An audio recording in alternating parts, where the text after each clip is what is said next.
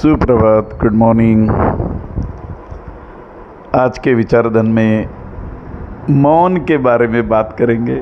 देखो, मौन मतलब कुछ भी प्रतिक्रिया न देना, कुछ बात न करना, चुप रहना, कुछ भी हो चुप रहना, और कुछ वक्त के लिए चुप रहना, चाहे ज़िंदगी भर हो या कुछ घंटे हो या कुछ देर के लिए हो। तो जो भी हमारी सोच है, जो भी मेंटल थिंकिंग प्रोसेस है, उस पे सही असर होते रहता है मौन से। तो मौन के फ़ायदे और तोटे की बात नहीं होनी चाहिए, क्योंकि ये एक स्पिरिचुअल कंसेप्शन है, आध्यात्मिकता है। मगर फिर भी सोचना ज़रूरी पड़ता है, क्योंकि कभी कभी हम देखते हैं कि जहाँ बात करना उचित है वहाँ अगर न की जाए तो गलत चीज़ें हो सकती है। इसलिए सही वक्त पे सही जगह बात होना, ये भी एक वक्त की ज़रूरत है। और सही वक्त पे सही बातें सही जगह सही व्यक्ति से अगर बोली जाए तो फिर मज़ा आता है, और ये आपका भी मंजूर रहेगा। समझो अगर बच्चे घर में कुछ कम ज़्यादा काम कर रहे हैं और हम अगर चुप रहेंगे तो फिर वो उनको नहीं समझेगा कि वो सही कर रहे या गलत कर रहे।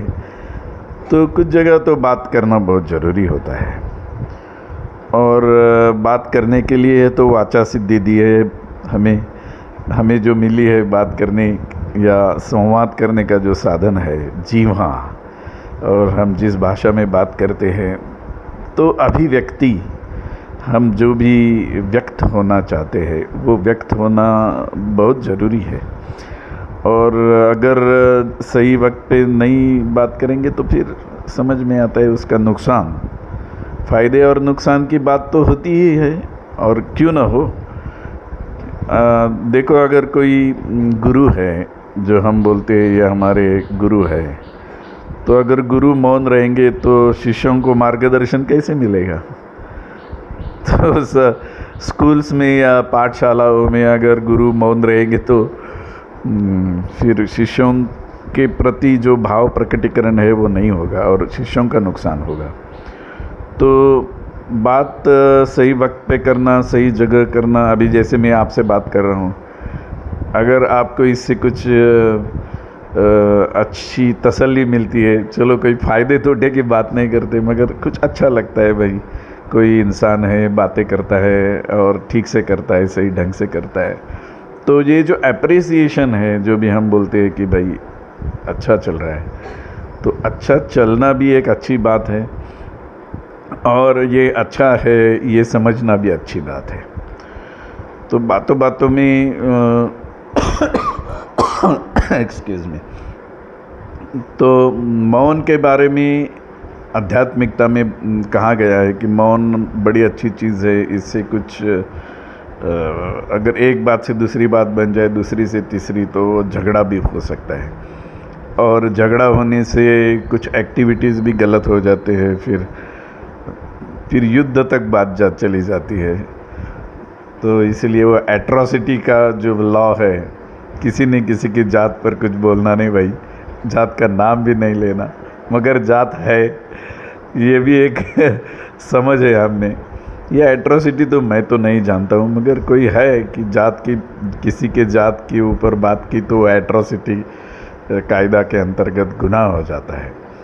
और फिर ये समझता नहीं है, अगर फिर हमें अगर किसी की जात पे बात नहीं करनी है, मगर फिर भी जात है और जात के आधारित आरक्षण भी है, तो ये सब बातें थोड़ी कंफ्यूज कर देती है। और अभी 75 साल हो गए फ्रीडम को, और फिर भी ऐसी बातें होती रहती है, तो ये थोड़ा दुख होता है इन बातों से, क्योंकि अभी ऐसी बात हो गई है कि जो भी गलत रिचुअल्स थे, जिनके कारण हम कहते हैं कि ब्राह्मणों ने अपने ही समाज के लोगों को भी बहुत तरसाया, जैसे महाराष्ट्र के संत ज्ञानेश्वर, इनको भी ब्राह्मणों ने बहुत तरसाया, उनके माता पिता ने खुदकुशी की। और जैसे संत तुकाराम है, इनको भी बहुत तकलीफ़ दी। जितने भी संत हो गए उनको समाज ने बहुत तकलीफ़ दी, और फिर उन्होंने अपने श्लोकों के द्वारा जो भी कविताएं उन्होंने लिखी संत तुकाराम जी ने, तो वो भी बहुत बढ़िया लिखी। उनको जो अभंग कहते हैं, जो कभी भंग नहीं होते, ऐसे अभंग की देन वारकरी संप्रदाय के प्रति एक निष्ठा उन्होंने प्रकट की, और इसके फ़ायदे सभी वारकरी समाज के लोगों को होता है। और अभिव्यक्त होना और काव्य के माध्यम से अभिव्यक्त होना, तो ये बड़ी एक मैच्योर्ड बात हो जाती है, एक परिपक्व बात हो जाती है। और ये परिपक्वता अगर लोगों के प्रति होती है, उनके जीवन के पद्धति की प्रति हो जाती है, तो जीवन में बदलाव लाना ये एक अपेक्षा हो जाती है, और ये अपेक्षा के अनुसार ही कृति है। तो मौन के बारे में जब हम बात करते हैं तो मुझे लगता है सही वक्त पे, सही जगह पे, सही व्यक्ति ने सही बात करना, ये बिल्कुल सही है, इसमें कोई गलत नहीं है। और एक आध्यात्मिकता के लिए मौन रखना एक अलग बात है, वो भी रिस्पेक्टफुल बात है, और उसके भी जो भी मायने हैं वो भी अलग है। तो मुझे लगता है 6 मिनट 6.5 मिनट हो गए, आज के लिए बहुत हो गया। बस खुश रहिए, जो भी हम काम करेंगे इसमें आनंद मिलना ज़रूरी है। आनंद मिलता है तो वहाँ भगवान है, जहाँ खुशी है वहाँ भगवान है।